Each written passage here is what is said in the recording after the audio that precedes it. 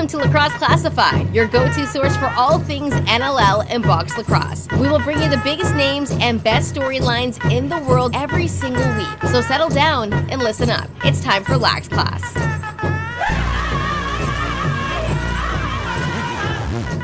What's up, lacrosse fans? Welcome back to Lax Class, Lacrosse Classified on the Lacrosse Culture Daily Podcast Network is underway. Thanks for joining us. This is Lax Class 341, and it's Jake Elliott and Lucas Archer back with you. And Largy, my boy, let's get you in here off the top. I know you've been traveling. You're staying in a hotel right now. You brought your equipment with you. You got put on a bit of a runaround. Just settled in time to hit the record button here on a Tuesday afternoon on the West Coast. What are you doing? Where are you? What's going on? Yeah, it's been a lot of running around right now. I'm currently in Owen Sound, Ontario, on the shores of Georgian Bay. So beautiful town. I love coming here. Hang on a second. Owen Sound. I don't know if I've ever heard those words put together. Beautiful. Now, what was it? Oh, you're in Owen Sound on beautiful what bay? Georgian Bay. Now, can you go swimming in this bay? Like, is yes, it? Yeah, okay, you can. Okay, all right. Yeah. So I know. There's a few lakes out there that you do not want to mess around with. No, you don't. No, but Georgian Bay is one that you can swim in. Where Owen Sound is, if you go about 45 minutes east into Collingwood into Wasaga Beach. That whole beach, you can swim in Georgian Bay. It's amazing. You can swim out here in Owen Sound. A couple of small towns in between those two that you can go swimming, do whatever, all types of boat activities. I got family that's part of the Thornbury Yacht Club, so they go sailing up here what all the a time flex in the summer. Right there. First it's the ski club, and now it's the yacht club. I think we're getting an idea of the Argers background here. Look. Yeah, something like that. Okay. Do the Argers own a yacht? It's not the Argers. It is the Nichols. It is my great aunt and uncle that do. So it's the great aunt and the great uncle. They've been sailors their entire lives. My great aunt is a judge for Sailing Canada, been all over the world internationally. So many times down in the Caribbean and U.S. Virgin Islands. So they own their own yacht themselves. Oh my goodness. Is the family looking to maybe adopt anybody? I mean, I'm available if. Question is, are you willing to move out from the West Coast? If it comes with a yacht club membership, I might consider it. Yeah. All right. You know what? I'll talk to my aunt and uncle and see what's going on. Both their kids are married, so who knows? Right. They might be willing for one more. Now they got an empty house, but who knows? I don't need much. What? Okay, so you're in Owen Sound. You said you're there on business. What are you doing? I got a lacrosse tournament. I'm up here reffing, doing a little bit of men's field high school. It's their provincial championships, and they stuck it here in Owen Sound this year, and it's fun. It's a great town. What's not great about it is my contact had me run around Owen Sound to now 3 different hotels, as he got the information wrong twice before I ended up at the right time. Got settled just before we started recording, and I'm all good now, but I got to see the entire town of Owen Sound inside of 20 minutes. How about the weekend? What'd you do on the weekend? Weekend was good. I was up in Barrie, reffing a lot. Got home, went up Friday morning, got home late Sunday night. It was fun. My calf muscles, on the other hand, are not good after running a crap ton, but it's fun. No, love refereeing, as the Lax Class listeners know, and it's something that I love doing as well as this, but no, was blowing the whistle all weekends. And blowing the whistle, I like it. Yeah, no, you want to talk about sore calves, Lucas. I told you last week I was going to go up to Whistler after doing the Bellies game on Thursday night, so did that, and then went and played the Whistler Mountain disc golf course. About 20,000 steps on the old counter there, Lucas, and up the hill we went, down the hill we went, across the hill we went. I don't know. The mattress there at the hotel at the Delta Suites, not quite as firm as the Lovemaker back here at Casa Jumbo. And like, I don't know what happened, but coming down the hill, took a wrong step, felt this like shot of pain go up my back, a hot tub, stretching all night long. Said, I don't know if I can do another night here. And we just kind of bailed out of the hotel at like 10:30. So I'm still recovering from that, but it was a good weekend up in Whistler, and then just kind of I wasn't moving around a whole lot on the weekend, and just so happened professional disc golf tour was in Portland, so I settled in for hours and hours of essentially watching disc golf. Called the game Saturday night in Coquitlam, called the game Sunday night out there in Maple Ridge. And then on the Monday, that's get shit done day, Lucas, and got a bunch of the chores done. Got a little workout in up at the gym, little putting practice at the park. Took care of all the like the maintenance stuff. I had emails to send and all billing to do and all this stuff. So took care of that this morning. Nice to get that off the plate, including setting up the new podcast here for the new format, which is always like right around this time. I'll kind of take the past 40, 50 episodes, save them to the external hard drive, kind of refresh, get a new folder going.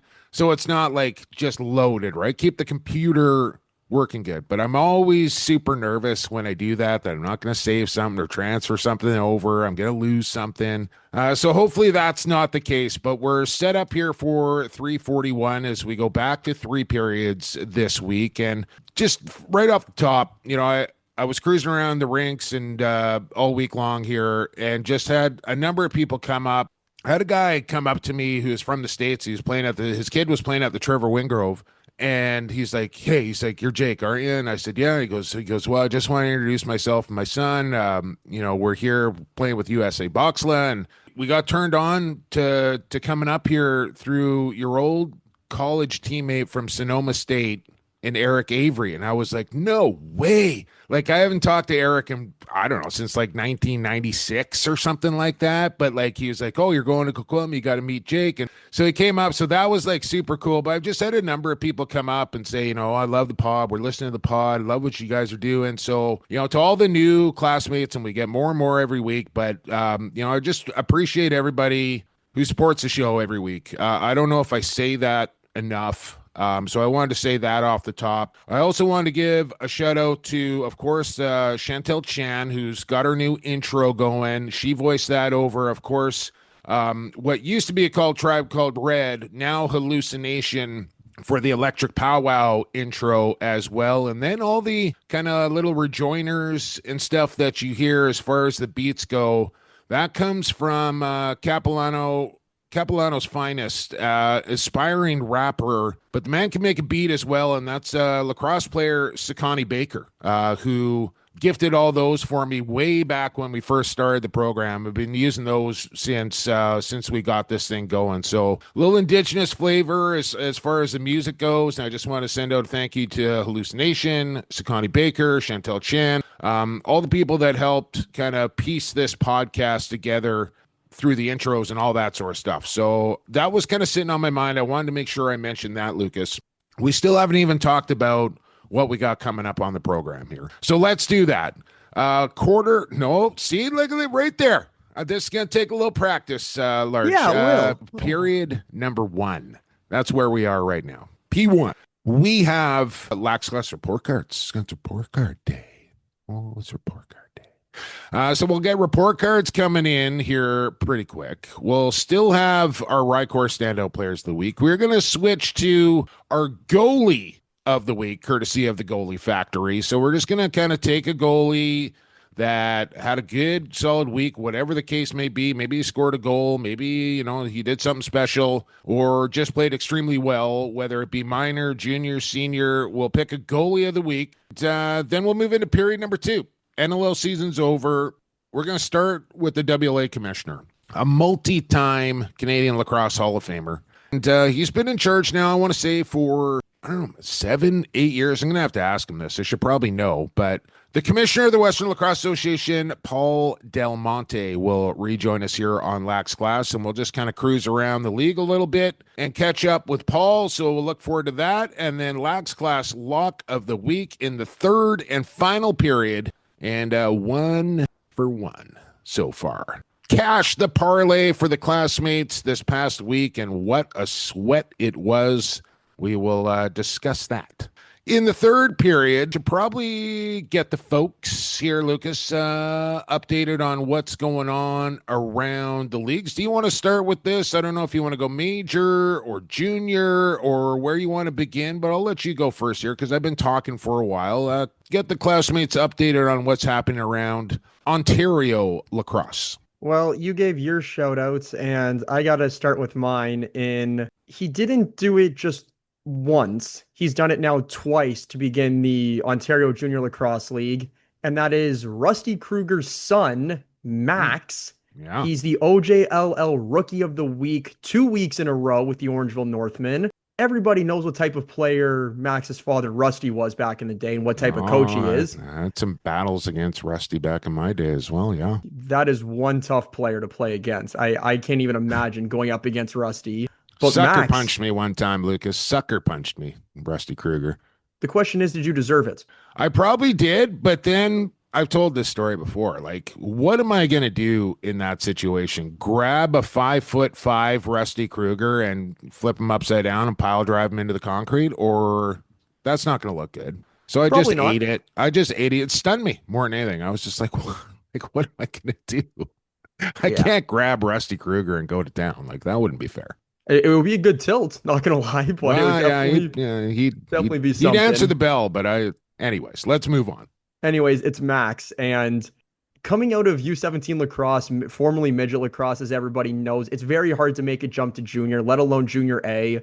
But Max has been prepping for this his entire life, coached by Rusty, other Orangeville greats, and what he's been able to do with the Northmen over their first 5 games is something honestly I'd expect out of a senior, but definitely not a rookie. 5 games, 14 goals he has scored, 10 assists, 24 points hang total. on. Are you like, is this your Rycor standout player of the week? Because right now, not even close. No, okay, not even you're close. supposed to be updating the folks on you're talking a lot of Max Kruger here, and I got time for Max Kruger, but I want to know like who's in first place, who's leading the league in scoring, who's doing what in major series. Let's get to it here. Let's get to it then. All right, Orangeville Northmen sitting at 4-1, just below OJLL leading Six Nations Arrows. They're at 5-1. Is that Toronto a surprise Beaches, right there? It's 5-1 Arrows. Like, I don't know if a lot of people were taking Six Nations to be in first after 6 games. I was personally. I thought they'd be at the top. I thought they'd still be undefeated, not going to lie. But they did 2 years ago, they missed the playoffs. Last year, they came back in it, went to 5 games with Peterborough in the first round, made a bunch of offseason acquisitions, drafted very well this year, got a couple of players up from the Rebels. They're doing very well. So I expect them to be number top. Explain this then. How about this Toronto Beaches club that you went on record saying no shot this year? You and Greggy had a nice little back and forth in the old chat there, but what else did I say? I saw Firth already in top 15 in scoring. The guy's played 1 game. Is that right? Yes, it is. He had 7 goals last night when they hosted Kitchener-Waterloo. So his first game back, after winning a national championship, he decided to put up not a hat trick, but a sock trick +1, a touchdown for number 14 on the night. He has done very well since returning to the box game. Those Orangeville Northmen are sitting in 3rd place, undefeated Whippy Warriors. And speaking of the undefeated Warriors, I'll let you jump in on this, Jumbo. Who's the other only undefeated junior team in Canada remaining? Do you know this? Oh, I don't know. Is it the Raiders Lacrosse Club? Yes, sir, it is. Oh, out there in Alberta. I guess I do know. Both of them are still at 3-0. Good. I want to say the Raiders even play tonight on Wednesday when this podcast comes out. I want to say they play Wednesday. Could be wrong. Let me have a look. I'm going to look right now. All right, well, you look at that. What's the date? No game today. June 4th, the next game. Yeah, so when this podcast comes out on Wednesday. Oh, yeah, that's today. There you go. Yeah, you were today. right. Yeah, so they do play tonight. That's a good matchup, too. Mounties and Raiders right there. That'll be a good one. That will be a good tilt. Those games, by the way, available via pay-per-view at hnlive.ca. That's where you go to watch the Rocky Mountain Junior Lacrosse League. HN Live. Good name. Yeah. Very good name. Yeah. Well, from Ontario Junior, we go to Ontario Senior, and Peterborough Lakers have played 5 games, more than anybody. They have yet to lose a game, and I want to say Peterborough and Brooklyn are playing, or maybe they're playing tonight here on Tuesday. But two top teams in the league are going to duel. Six Nations, just 3 games under their belt. They're 2-1. That loss coming to Peterborough. Owen Sound, I saw, picked up a win over Oakville. They're 2-2 and look to be off to a decent start. Coburg 1-3. Brampton and Oakville still looking for their first wins of the season. Yeah, the Oakville Rock, they've been, I mean, we saw the moves that they made in the offseason, a little bit of a fire sale. Nick Rose going to Peterborough, Latrell Harris now down in Six Nations. They just got I wouldn't say a young group, but all of their Toronto Rock players are no longer playing. I think it is a young group in Oakville, and that's the way Jamie wants it. Like he is using his senior A team to develop his NLL team. Essentially, he wants that team. He doesn't want essentially NLL player. He wants the guys that are fighting to get into the NLL. Maybe the bottom third of the roster as far as needing to kind of elevate their game.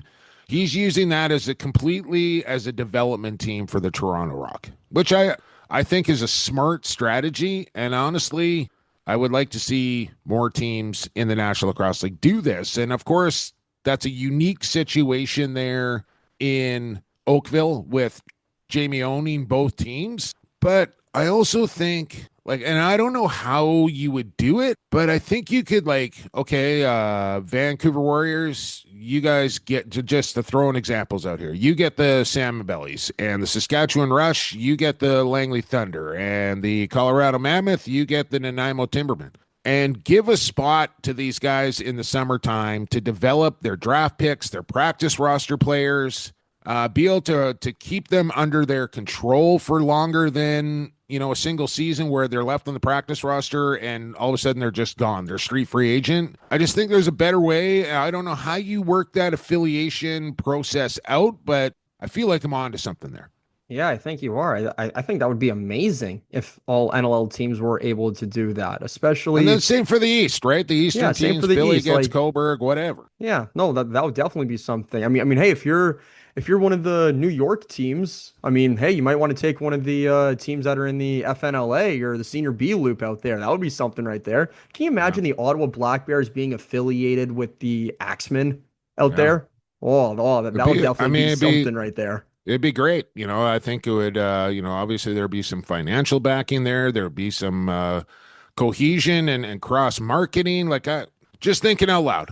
Let's continue on. Let's go to the BC Junior A Lacrosse League. You got Coquitlam, shockingly, up there in first place at 5-1. They got a little revenge against the Shamrocks, who beat them earlier in the season. They're in second place, however. They picked up a win over Delta last night. They're 4-2. Langley came ever so close to beating the Burnaby Junior Lakers last week and snapping their, 25-game losing streak.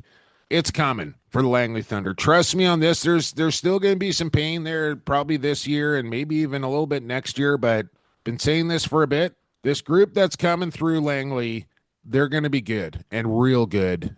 And not too far from now. Poco 2-4, Bellies 3-2, Delta 3-2. They're off to a decent start. So there you go for the BC Junior A. Any comments on BC Junior? You've been watching any junior? There's a variety of different teams doing a variety of different things for their games, but you can find them if you go looking. I've caught a few of the games that certain teams are doing, and great streams, great feeds. That's fun. And yeah, it's nice to be able to watch, junior lacrosse out west for myself. So, again, but I will say, I didn't expect Coquitlam to be able to this good of a start, but well done to them. Why would you not expect that, Lucas?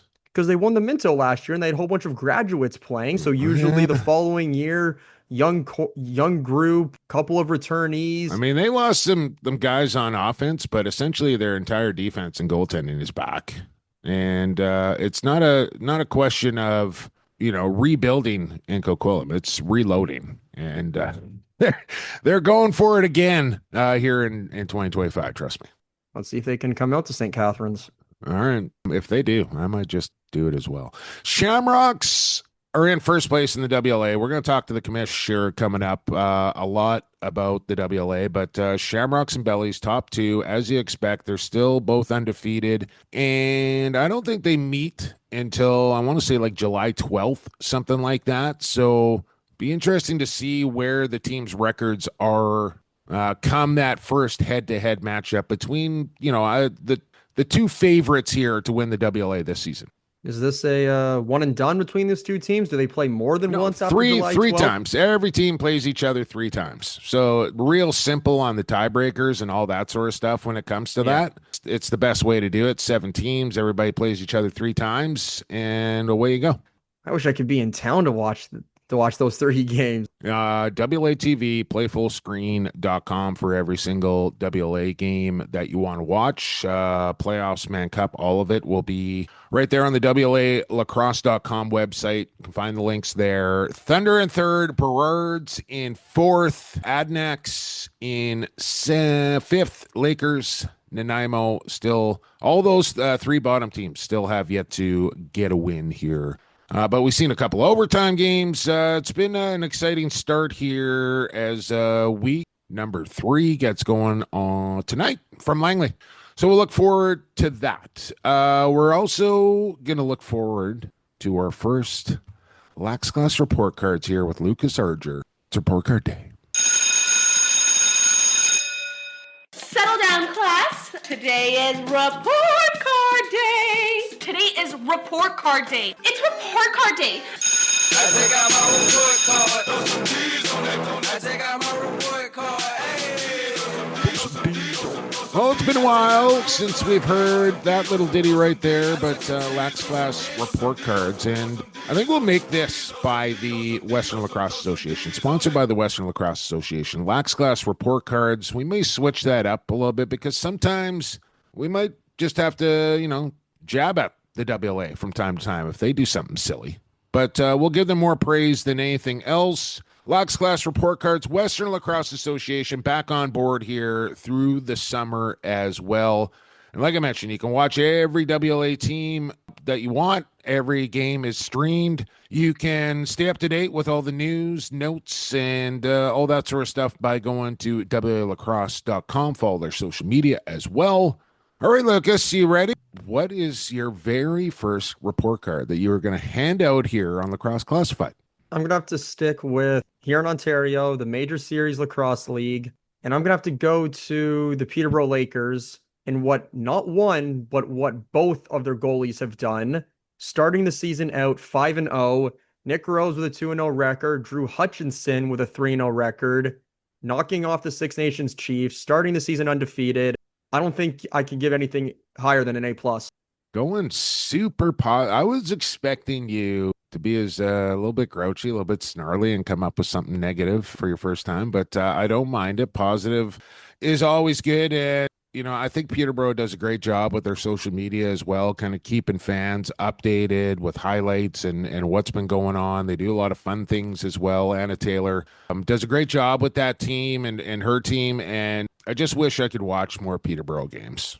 That's the only kind of gripe I have. I know you can do it on Coach Go or whatever they call it back there, but man, in this day and age, you got to be able to see the games, and there's just too many major teams in that league where you can't do it, and it's frustrating as hell. Like I can't be the only person in that boat, but I will stay positive here this first week for report cards as well.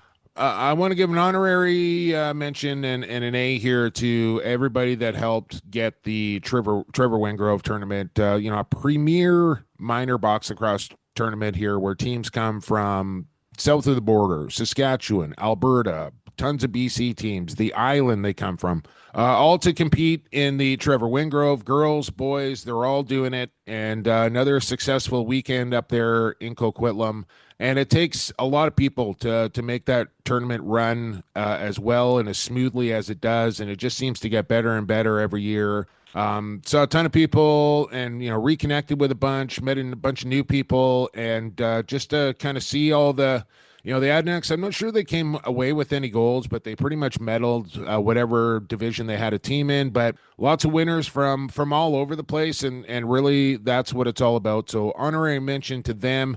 But this week, I want to give a shout out to the Vancouver Warriors. An A+ going out to these guys who continue to stay engaged with their fan base now that we're in the off season, and continue to give back and do things in the community, away from the spotlight when their season's going on. I saw Marcus Clarich and Keegan Ball visit Ron McDonald House at the Children's Hospital this past week, bringing a little normalcy to families and kids who are going through a real rough patch. I know that means the world to those families and kids. You can just see it on their faces, and when you're hearing them talk, how much it means to have, the Warriors did it this time, but any team or organization that makes their time to go and do stuff like this is just, it's phenomenal. And it looked like Keegan and Marcus had a great time doing it, and I'm sure the kids really enjoyed it as well. So A+ to the Vancouver Warriors for the work that they're doing away from the floor. Whenever you're able to give back and represent your team at the same time, that's always such a positive and beneficial experience. And for the Warriors to do that, like you said, Jumbo, in the off season, to bring a little bit of positive energy to these kids and these children is something special. So glad to see that teams are doing it in the off season, and hopefully more NLL teams are going to either do this with Ronald McDonald House or other foundations or charities south of the border as the summer rolls along. All right. We both went positive this week. We can't do that next week, Lucas. So we may have to get a little nasty next week. So just be prepared. Oh, if you want me to get nasty, I can get nasty. Trust me. I have no doubt about that. Let's keep period number 1 rolling. We got Paul Dal Monte coming up here in about 10 minutes. So let's get to this week's Goalie of the Week, brought to you by the Goalie Factory. Big save, Giuliano. Rebound call, Crime Stoppers. Vince just scored a goalie goal. Jameson somehow comes up with the stop. Larceny. And here's Shane Jackson off the bench. And there's Christian Del Bianco with a stick side save. Oh, how about that, Lucas? I spent the better part of the morning piecing that little gem together, blood, sweat, and tears. For our Goalie Factory Goalie of the Week, we know this. They're located out in Langley. They're dedicated to developing the next generation of lacrosse goalies, and they can do this in person with the focus on building strength, agility, positioning, game-specific skills, or they can do it over the Zoom, just how we're doing this podcast right now here as well, giving goalies an expert look here, worldwide access to film review, training tips, game-ready strategies, and it's all coming from their expert coaches, their trainers as well. They get new people signing up to the Goalie Factory almost on a daily basis. At Goalie Factory _ secure your spot today by going to at Goalie Factory _ on Instagram, TikTok, or Facebook, and all their link information is there, their sign-up form, all that stuff. Courtesy of the Goalie Factory. Super easy. Get better at playing goaltender, just like this guy was doing this past week for the Victoria Senior Shamrocks. Chris O'Riglieri is this week's Goalie Factory Goalie of the Week. He's splitting time with Dunks there and Cam Dunkerley, but when O'Rig is in there, good luck scoring goals against this guy. He's 2-0, 5.81 goals against, and a save percentage of .891. That is bonkers. I know we're on the early going here, but my eyes do not deceive me. Chris O'Riglieri's numbers are off the charts, and he is this week's Goalie Factory Goalie of the Week. 2 games, that's 120 minutes, and he's giving up less than 6 goals? Am I the only one that's thinking, holy shit? No, I mean, smaller nets, bigger goal sticks makes a difference. But still, I kind of feel like the WLA has been a bit low scoring as a whole, but that, I don't care what nets you're playing on. 5.8 and a save percentage of almost .892. Crazy. Like, for everything that O'Riglieri is and what he does in the net, to still not allow your opponent to score more than 6, maybe 7 goals on you as his GAA is 5.81, that's beyond impressive. Let's keep the impressiveness going here, and we'll shuffle off to the construction site. Steel toes are on. Time to put in a little shift of labor here. Hardworking man, Rycor, standout players of the week.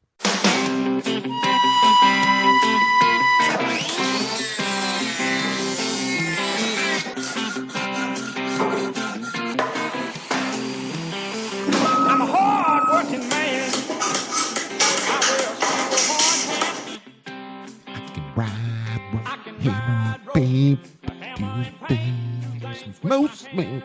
Rycor standout players of the week brought to you by Rycor Construction, of course. Make it stand out. That's their slogan. That's what they do. Trust me on this. Instagram and Facebook, if you don't trust me, you can go see for yourself at Rycor Construction Inc.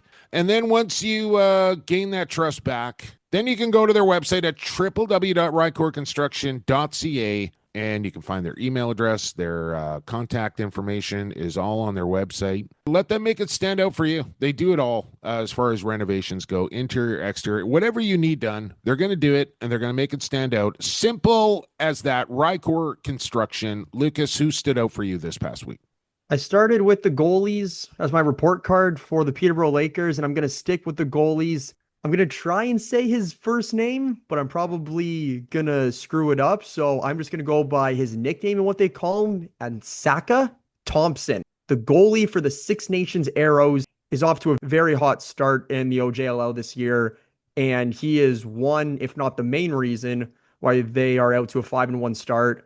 I don't know if you saw, Jake, but the Lax Mag put up a post today or yesterday on their Instagram or Twitter saying that the last time the Six Nations Arrows got out to a 5-1 start was the 2017 season. They went on to win the Minto Cup that year. Can they do it again? Yeah, maybe. I mean, they've done it plenty of times. I believe it's pronounced Suga Thompson. He does have a traditional Mohawk name. I do not have that in front of me, but I'm sure either my guys in Galiwade or Luelis are going to give me a text and let me know. But I believe he is Mikey Thompson's kid, if I'm not mistaken, former NLL goaltender for a couple of teams, including the Bandits. But Suga Thompson, I had a chance to watch him way back, right after COVID kind of ended in a U17 tournament or U18 tournament I did back in Augustosne, and you could tell this kid had a future in front of him, and now he's playing for the big club there in Six Nations, and he'll be on his way. I think he's going to be a pro one day, no question about it.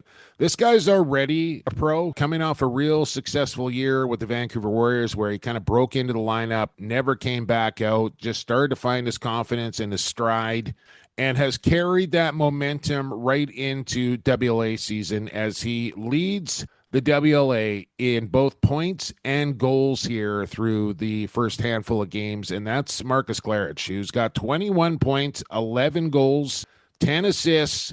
Although the Burrard's not quite off to the start that they're looking for, Marcus Claridge certainly is, and I don't think this kid's going to be slowing down anytime soon.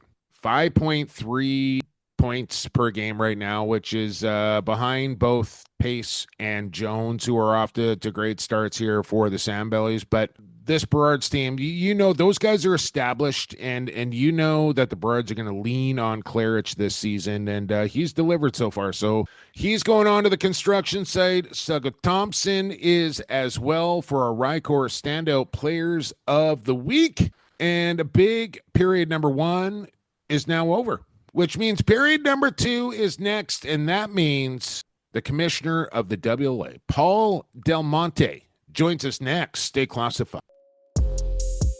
Hey, this is Lyle Thompson, and you're listening to Lacrosse Classified.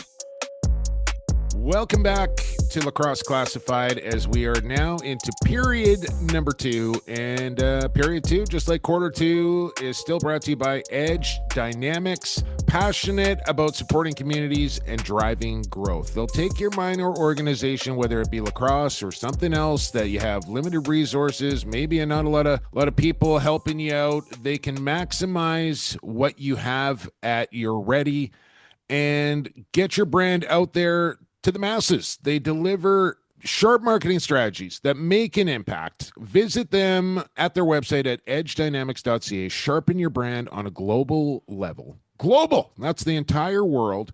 At Edge Dynamics Digital is where you can find them on social media, see what they're all about, see what they do. But visit their website as well. Let them help you get to the next level with whatever you're trying to do. This guy's trying to get the league to the next level. He's been doing it for the past 8 years. In fact, as the commissioner of the Western Lacrosse Association, he is also a 4-time member of the Canadian Lacrosse Hall of Fame.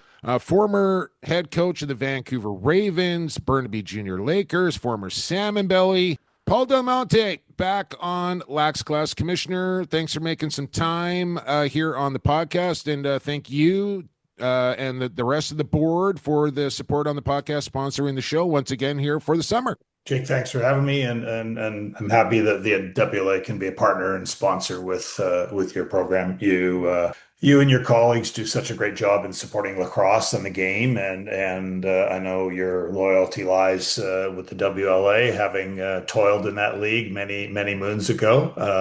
So all my penalty minutes that you brought up there. Yeah. Well, I know you. I know it got a chuckle out of you. You know, you're talking about other people's minutes, but you know, you had your fair share. But anyways, for what you do. Yeah, no problem. The pot calling the kettle black, as it were.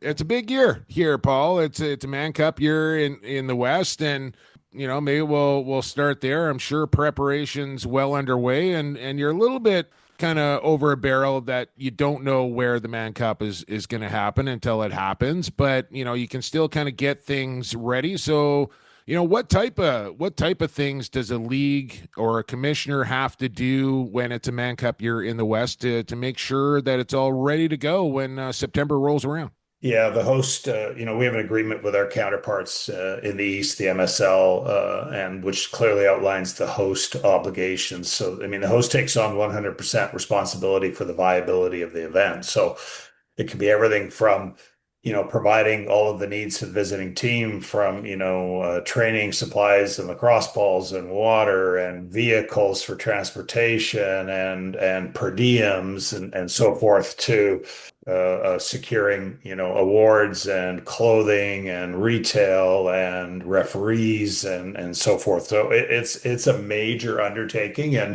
I've got it into a sort of a format and document that allows our teams to wrap their head around the various responsibilities and breaking them down. And that's been circulated amongst our teams already. And as we get, closer to July and playoff time, then I'll zero in with the 4 teams that are contending to be the host, and we'll drill down a little farther. But it's a significant endeavor that requires not only my time and effort, but a large group of the team that's hosting, their volunteers and their support staff, to help manage a pretty significant and iconic event. Does it make it any harder for you and the rest of your committee, Paul, if it does occur out on the island? Yeah, no, you know what? Either, the Victoria, let's use them as an example, because they have hosted, the most recently, and, they have such a solid, strong organization, great support staff. And so with Chris Welsh and guys like Gareth Gilson and others, they're really, they know their stuff. They have a ticketing platform that's easy to manage, and they've got a host of volunteers and a good facility at the Q Center. So they've been there, done that. And the logistics is, it creates a little more cost, because we're probably bringing referees over from the mainland, and we got some travel costs that would, we might not incur if it were on the mainland, for example. Announcers too, maybe. Announcers, PA guys. Yeah, you can join your colleague and friend, Brad over there in Victoria, if they're the fortunate ones to be hosting. But just probably some added costs. I would be over there for 10 days straight, so I've got to stay somewhere and take care of all that. But you know what? At the end of the day, we've hosted a few. I think we've got it down to a bit of a routine, and we have great people at the helm of all of our teams that can handle organizing and hosting. Well, certainly Victoria is making a push. Like, I don't think there's anything denying that with the roster that they assembled. It looks like New West is kind of all in, looking for their 25th as well. But I would say, Paul, after a couple of weeks here in the season, and each team has played a few games here now, I mean, we haven't really seen anybody running away from anybody. We've seen a couple of overtime games. it looks like everybody's going to kind of be scrapping here for points, which are going to be just as valuable now as they will be later on in the year. Well, indeed. And so, look at two of our last few games here went into overtime, right? And so I think that on any given night, the great thing about our league is there's been parity for several years now. You get into the last 2 weeks of the year and there's 6 teams vying for 4 playoff spots. And that's happened year over year for the past several years. So, I've watched a bunch of games this year. It's really, it tends to be the third period that decides. Those first 2 periods are very, very close. So we have a competitive balanced league. Some teams younger and less experienced than others and have to still add pieces over the course of the next couple of years, but undoubtedly Victoria and New West are making a run. And the other thing I'd say is that most teams' rosters haven't filled out. You see a lot of pickups and call-ups in the first sort of 10 days of the season. I think once over the next couple of weeks you'll see rosters fill out, injuries, people with injuries returning, and you'll have a good example of who's who in the coming weeks. You talked a lot about parity and, just how tight the games can be, Paul. Has the WLA over the past couple of years, let's just stick with post-COVID, looked at adding an 8th or even a 9th team to the WLA? Or kind of what is the Senior A lacrosse world out there, environment out there like in BC? Yeah, so part of our problem is let me first answer the question briefly and then give you some context. Would the WLA love to get to another team? Yeah, probably a good idea over the long term. The challenge we have is being competitive on a national scale. So we compete with the MSL that also has 7 teams.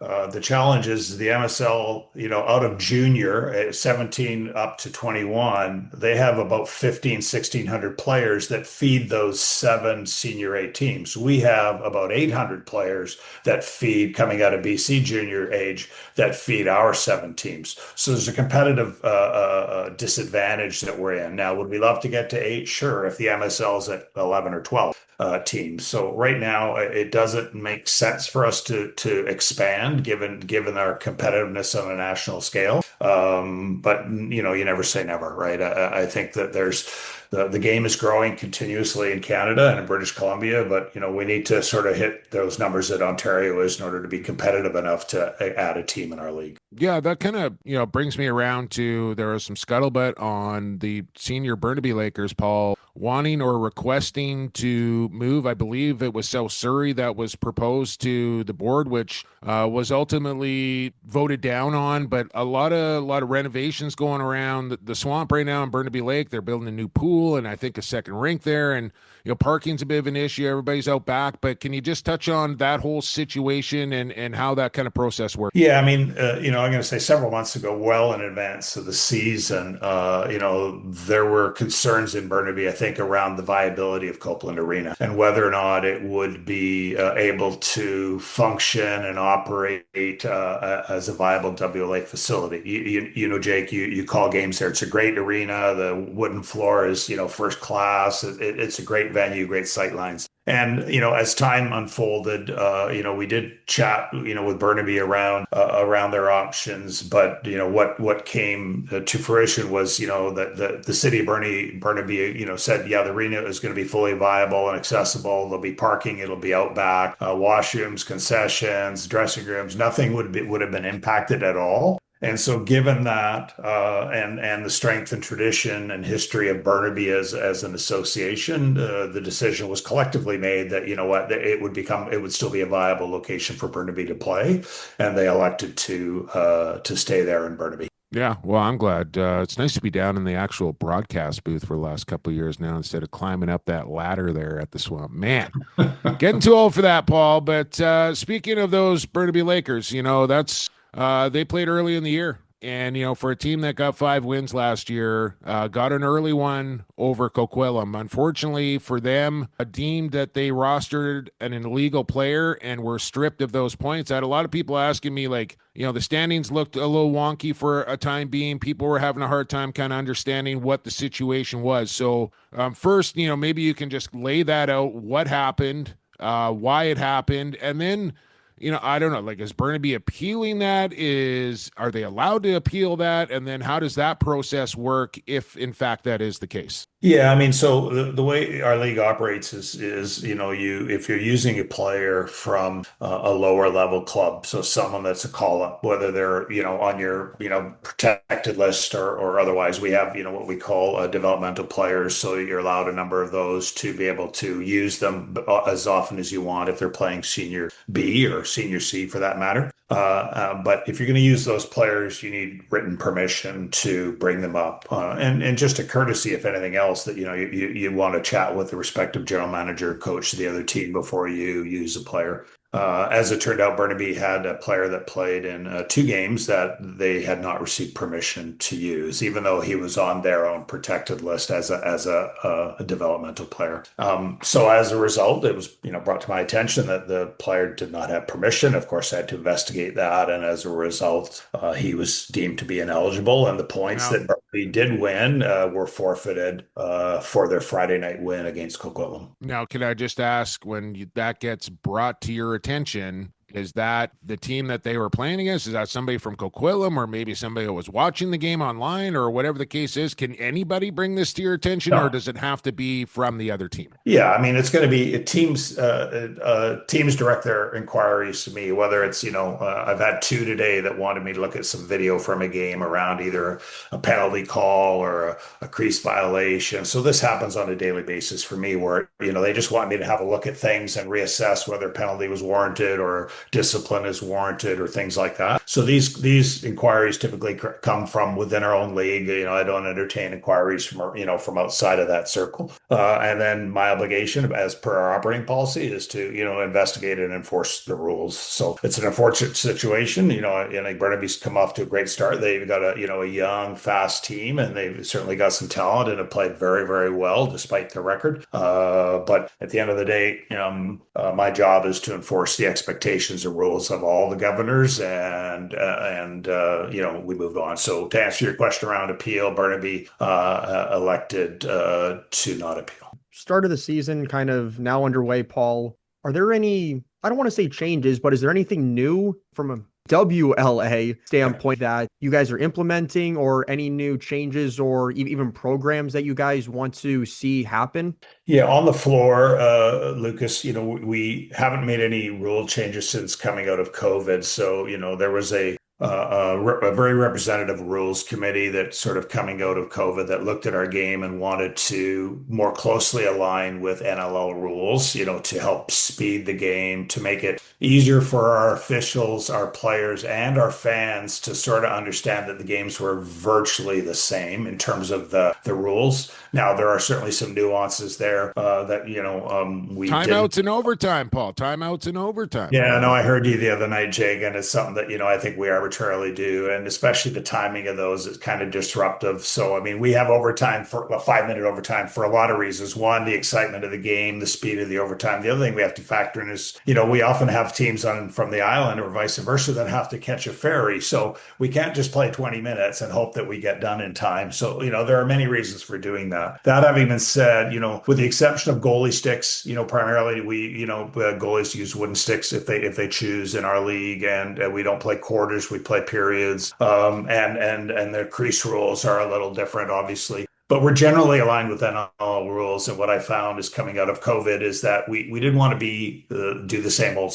And so we want to make sure that we, refreshed our game. And I think it's, to the benefit of our fans, quite frankly. You watch a game in the WLA, and if it starts at 7:30, the first period is over. Our game moves very quickly, as Jake can attest, right? It's a fast, high speed game. Shifting off the floor, what we've tried to do is make a real strong emphasis on social media. So, in the WLA, we've got 2 very talented young ladies, and Kaylin Lomas and Ryan Sheridan, that do an excellent job in trying to make sure they elevate the visibility of the WLA. And we hired a young man named Vasco to be our video guy. So we're producing weekly highlights and so forth. So we're just trying to really increase our online presence as much as we can. And that's proved to give us a ton of traction. And and we're happy with those results, and our teams have bought onto that as well. So, step by step, we're trying to do little bits, keeping in mind that, we're not, we don't have full-time employees, we're all, part-time casual staff or volunteers that are trying to do their best to elevate the game. But I think we made great progress, and hosting a Man Cup this year will certainly help raise that visibility and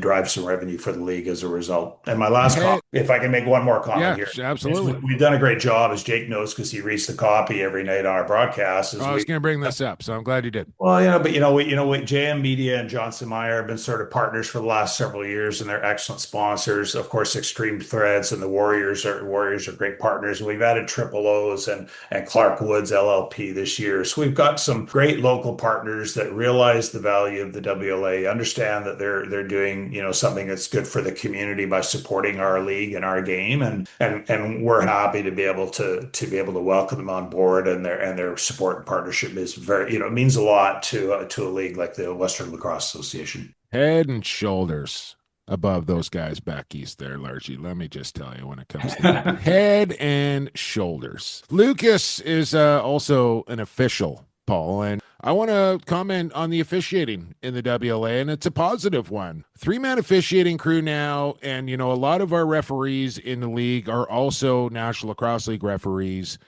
and they take a lot of pride in their work, and I think you're starting to see that now.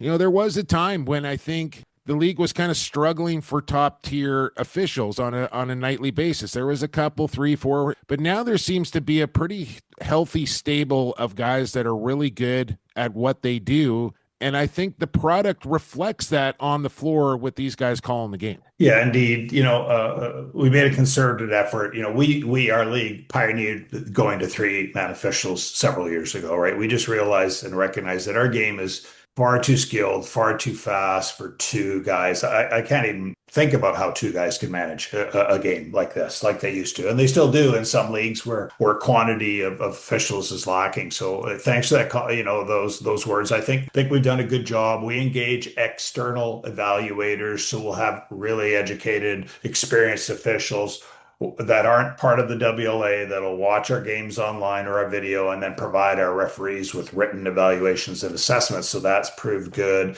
We've had Pat Differ, an old former player and referee, as you know, sort of help out as a bit of a mentor to some of our guys. So that's super helpful as well. And we just make a concerted effort to work with our officials to help them understand what's important to our league as governors, what's important to me as a commissioner in terms of managing a game, and so that we allow the play to be the focus and not the extracurricular stuff. We want to make sure that people appreciate the quality of the sport.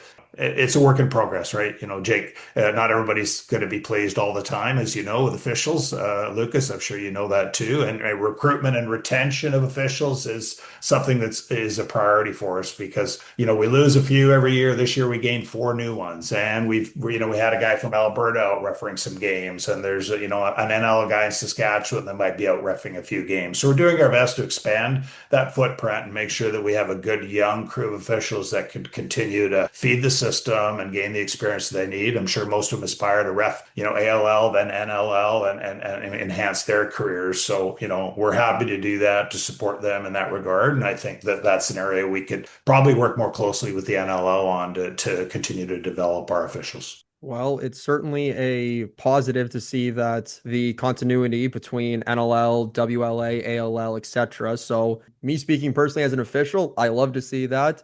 From someone on the media side of things, it's also great to see that because you're able to get so many different perspectives and points of view on that from all different angles, and that's amazing. Paul, I do want to ask you about just the WLA as a whole and the teams that you have in it. What makes it such an entertaining league to watch? What is it about the WLA that people want to tune into on a nightly basis? I think that, the NLL and PLL, although, we're not competing with that league necessarily, I think. I don't know, Paul. The amount of players we've seen leaving that outdoor league, coming back to inside the boards, maybe we are. Well, maybe, and I think it's a product of their own contractual obligations that preclude guys from playing in other lacrosse leagues, right? And I won't go down that rabbit hole, but at the end of the day, you're right. Some players are leaving in Ontario. Some of them are leaving that league for business reasons, Yeah. but I think some of our guys want to, they enjoy the indoor game. So if you go to, Poirier Street, the Coquitlam Arena, or New West, or any of our rinks, man, these games are fast and competitive. And I understand the rivalries aren't what they used to be. In the old days when you never even looked at the other guy, let alone spoke to him. Now everyone knows each other. They're friends. They play junior together, NLL together, senior together, and they all know each other. Which that might be one of the biggest changes in our game. Hey, Paul, like, I mean, if you were a salmon belly back in the 80s and 90s, you did not speak to another player on another team. You just didn't do it. Yeah, and it's completely changed. And I don't know if it's taken the hatred out of the game or not, and whether it's good or bad, but that is a stark contrast from yesteryear. That's for sure. Indeed, those rivalries and battles run deep for sure. But I don't mind it. You see these guys, they have some respect for each other, they know each other. But I tell you, our games, to go to your question, Lucas, is that they're competitive and it's physical. And I no disrespect to the NLL game because that's I guess the pinnacle. But I tell you, our games are as competitive, if not more physical than those games. And the other thing is that people get to sit in a Queen's Park Arena or Coquitlam or Victoria or Nanaimo, and you're close to the action and you hear the sounds of the game and you're engaged with it. The players are very accessible and there's a ton of kids there wearing their home team jerseys, and there's something about it. But the product on the floor, for my estimation, is great every night. It's competitive. There's parity. The East-West competitiveness is another topic. But at the end of the day, I think the product is good, and the fans appreciate how hard these guys work for a sport that is the summer version of the more popular game, but for my estimation, better bang for your buck. Well, if I was coming out to BC to watch my first WLA game, which arena would you recommend that I stop at first? Come on. You know the answer to this. Answer your own question. You might get a cold take for this question right here. You know the answer.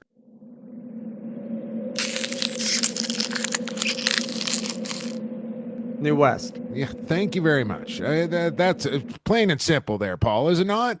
Well, okay, so Jake, I'm Switzerland, right? So I have to be. I'll answer it for you. I know you did. Well, Langley's beautiful, but like you said, great sightlines in Burnaby. Coquitlam's a great rink. Victoria's great, but there is no place like Queen's Park Arena. There just isn't. Well, it's just the iconic nature of the building, right? I mean, it's a historic barn. It's got it's got the wooden floor. It's the history and ambiance of the venue. But I tell you, a good crowd at Coquitlam is pretty exciting too. I know the juniors drove big, and you see the senior team building some momentum. But yeah, you're right. The Game 7 versus Langley 2 years ago was unbelievable, and then of course the crowds at the Mann Cup when Six Nations was out here. There's something about the venue that it's old. The sight lines aren't perfect with some of those pillars, and it's not perfect. It's far from perfect, but it's just it's the history and nostalgia that goes with it. The popcorn.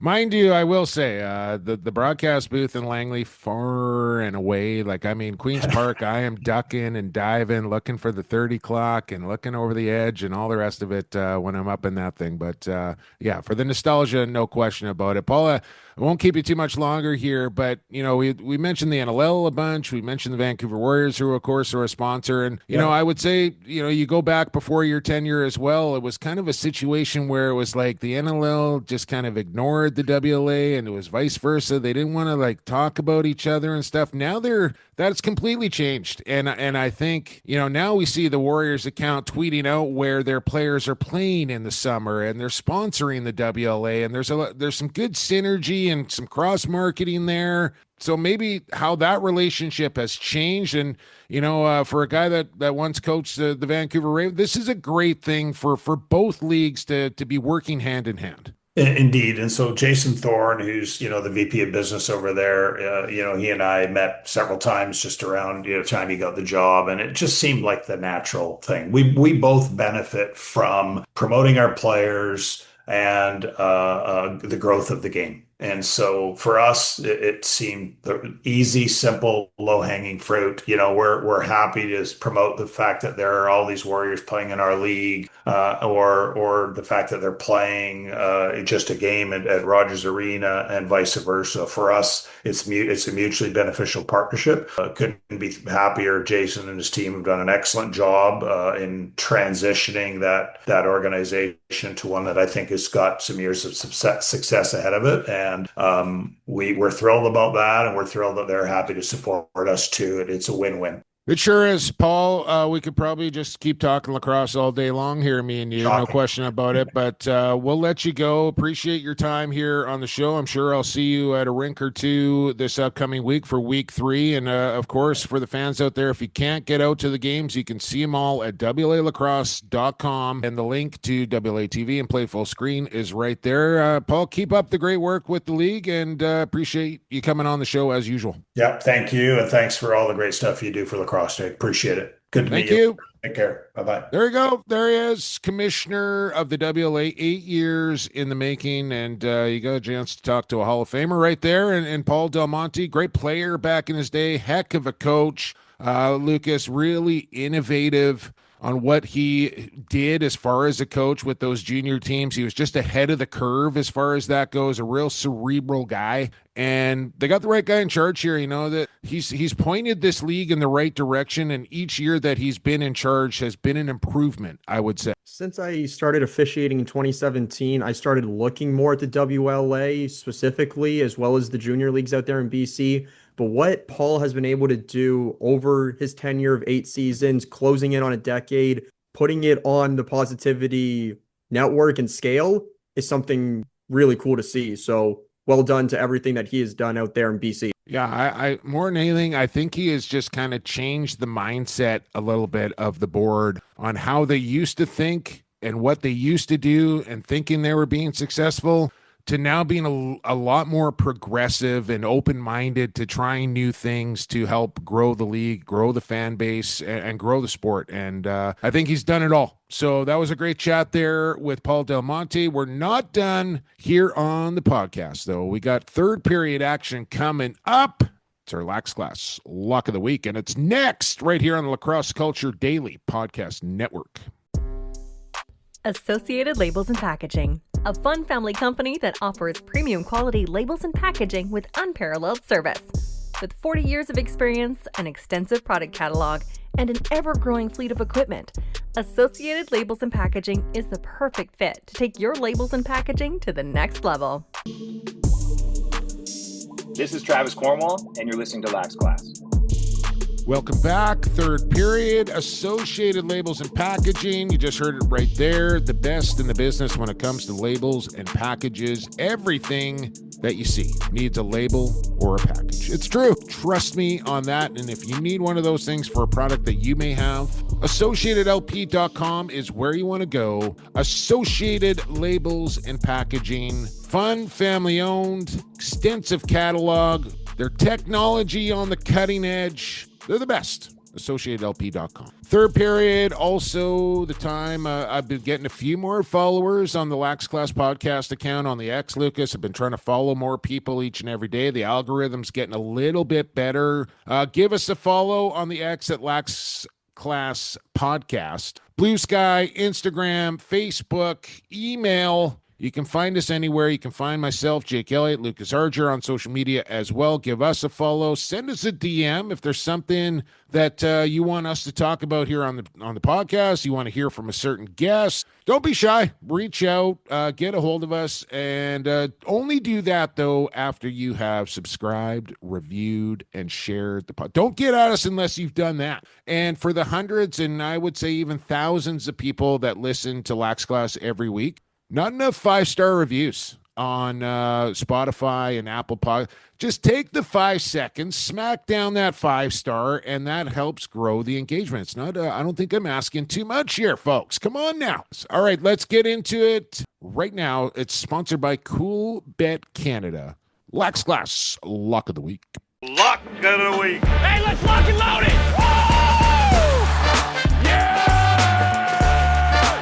I am going to be a very rich dude. Ooh, it's a big lock, all right. Here comes the money. Here we go. Money talk. Here comes the money. Money, money, money. Oh, yes, Lucas. First time putting down the podcast parlay here for the classmates for the summer season. And we're off. We got almost the last game of the week in the NLL season. We got the first game or first week here in WLA season. 1 for 1, as I can't quite remember. We had Langley to beat Nanaimo. We had the over of 17.5 in Coquitlam and Maple Ridge.